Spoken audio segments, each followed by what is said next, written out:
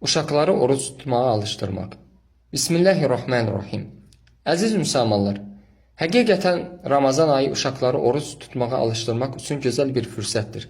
Çünki adətən digər aylardan fərqli olaraq bu ayda əksər müsəlmanlar oruç tutduğu üçün uşaqlar da bu ab-ı havanı yaşamış olurlar. Xüsusilə ailədə olan böyüklərin oruç tutması uşaqların da onlara baxaraq onlarda oruç tutmaq həvəsini artırır. Buna görə də bu fürsəti dəyərləndirərək uşaqları oruç tutmağa rəğbətləndirmək lazımdır. Bəli, ola bilsin ki, ilk başlarda uzun müddət ac, susuz qalmaq uşaqlar üçün çətinlik yaratsın. Lakin səhur etmək böyüklərdə olduğu kimi uşaqların da gün ərzində ac, susuz qalmasının məşəqqətini, çətinliyini yüngüllətmiş olur.